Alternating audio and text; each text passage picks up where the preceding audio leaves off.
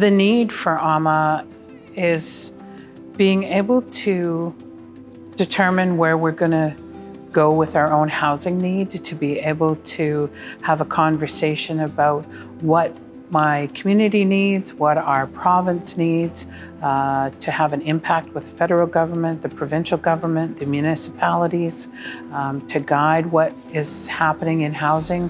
The outcomes are for our people, and what we want to do on a day-to-day basis is ensure that we're having a positive impact and good outcomes for our urban Aboriginal people that we're serving. Serving Indigenous peoples in housing is much different than others because of the intergenerational traumas that our people have suffered. You know, our people have been here for 14,000 years, but in the last 200 years have gone through rapid change. We know Indigenous people are overrepresented in the homeless population. They're overrepresented in things like core housing needs, so their affordability challenges are significant in this province. But the need exceeds the amount of resources that are available. And there still is the need of organizations like AHMA's and their members to advocate with funders, so that can be all levels of government and you know, even private developers, in addressing the urban Indigenous housing needs. You know, there's been I guess some success in that over the past few years, but there's still a lot more work that needs to be done.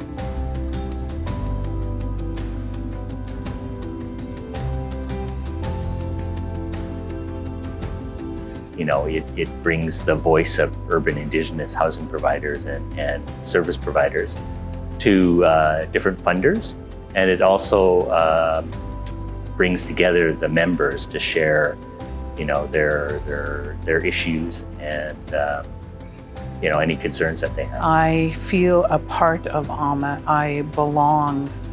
My input is valued, as well as the outcomes have been impactful to my community and to my organization.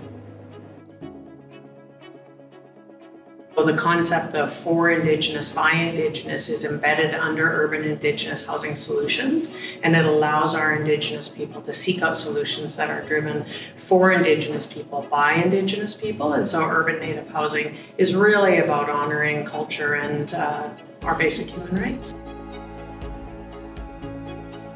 AHMA is a unified voice because we've been able to come together for the last 30 years to talk about what our issues are and to create solutions, to create safe, affordable housing for our urban Aboriginal population.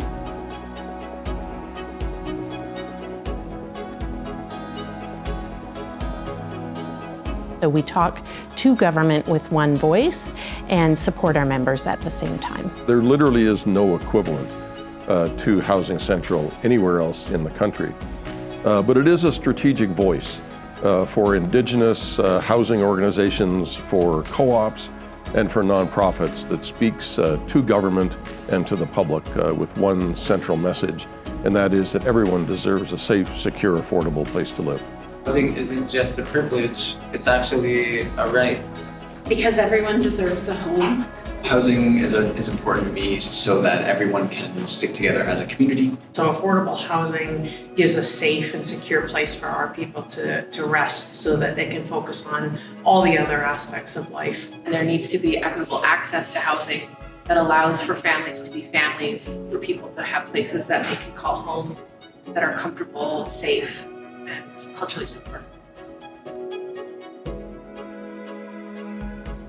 AHMA has a team that is nimble and dedicated and able to adapt to changing circumstances, to lead the change that's required in the area of Indigenous-led housing solutions. It's the ability to feel heard, that I have somewhere to go to talk to people, warm bodies that care about what's happening in my community and what's happening with my organization. So AHMA really has become the leading voice for Indigenous housing provision in this country. It really is an organization that is a model for across Canada, and we need more advocates like AHMA that can support our people.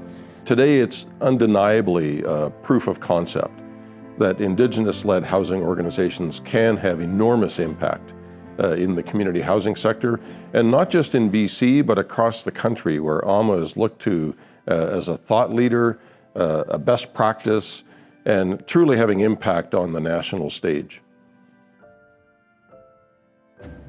Well, we've just completed 40 units of affordable housing, so it was a 5-year project, all the way from the very beginning of the idea to all the processes. And we have tenants in our building now, and we're about 70% occupied. Our first few homes are seeing really amazing success. The individuals that are thriving in those areas are finding a new life. They're finding new reasons to move in a slightly different direction.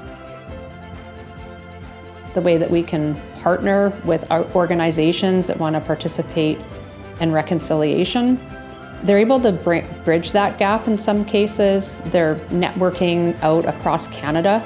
AHMA is very well respected, and I see that as I do my work for my board with Canada Lands. Without AHMA, those functions would be so siloed that Indigenous-led housing solutions would not be at the top of the agenda as they are today.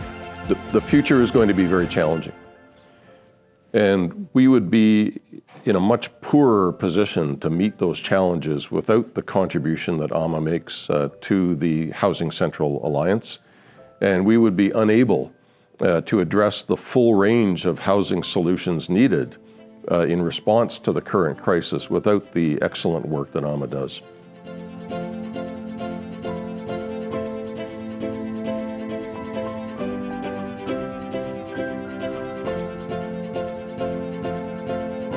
We're here and we're going to stay here, and we're going to celebrate this 30 years and look forward to what the future has in store for us. We would not be the community housing sector in BC without AHMA.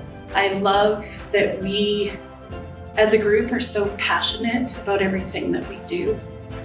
And I really love the work that we do with the clients and our members, and the amazing stories that we've heard through all of those interactions. So.